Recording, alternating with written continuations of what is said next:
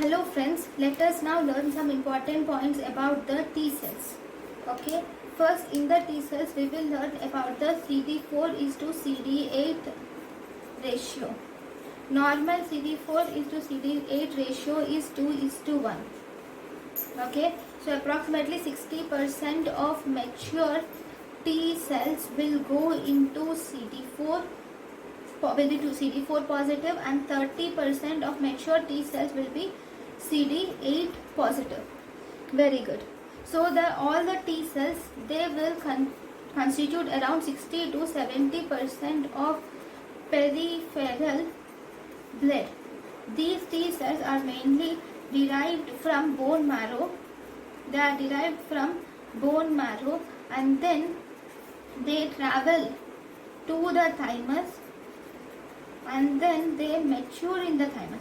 They travel to the thymus and mature in the thymus. Okay, these T cells are actually of 3 types.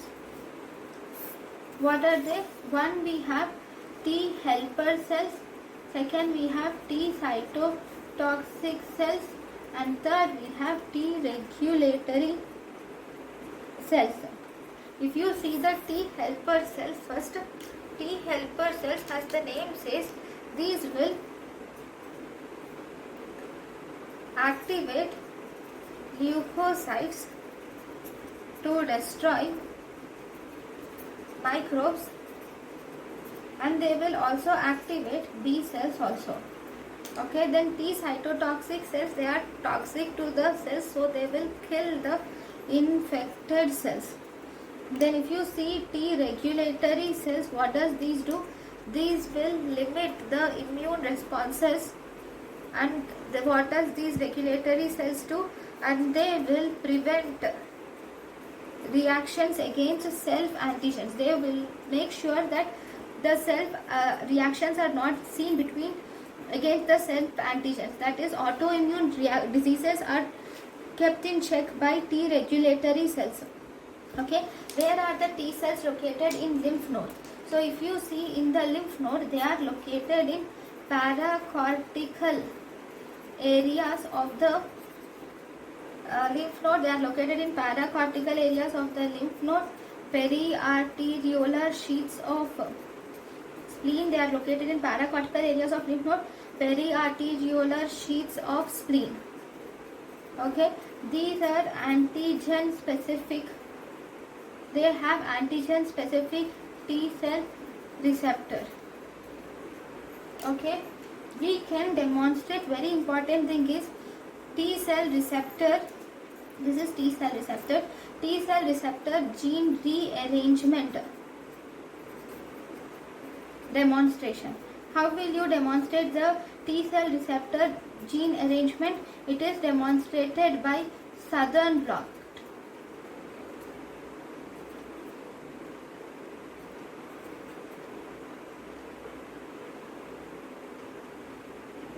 which is a molecular marker of T cell lineage.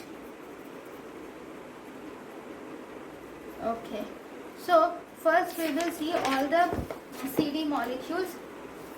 CD 1, 2, 3, 4, 5, 7, 8, 28 are associated with this T cells, and among these CD3 is involved in signal transduction,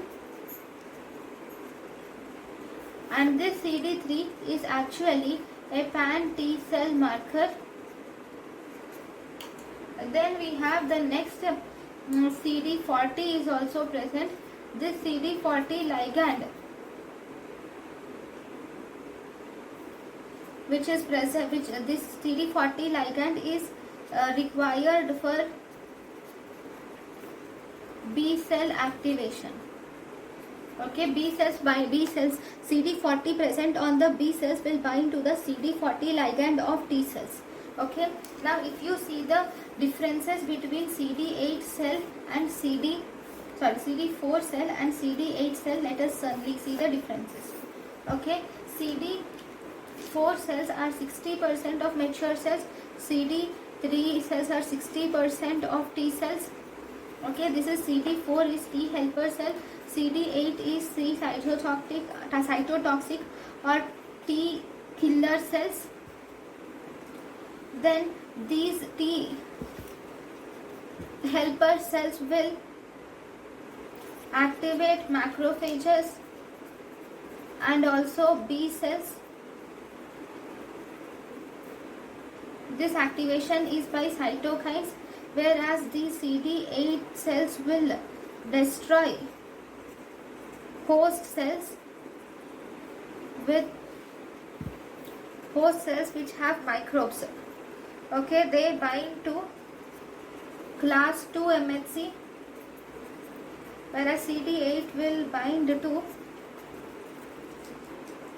class 1 MHC. Okay, now this is about the CD8 and CD4 and CD8 cells. Now we will see the types of T cell receptors. T cell receptors are again of two types. Okay, first type of T cell receptors are alpha beta T cell receptors. Second type is gamma delta T cell receptors. Alpha beta type are around 95%, gamma delta type are around 5% of T cell receptors. Alpha beta type will recognize the peptide. Alpha beta type will recognize the peptide antigens which are presented by MHC. The peptide antigens which are presented by MHC are recognized by alpha beta antigens. Antigen presenting cells. Okay, those are recognized by alpha beta antigens.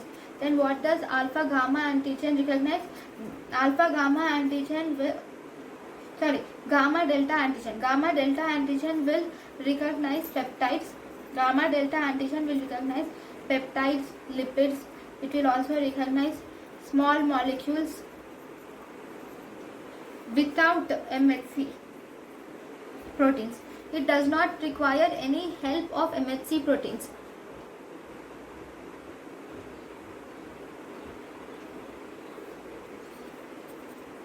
And also it protects against microbes entering the epithelia.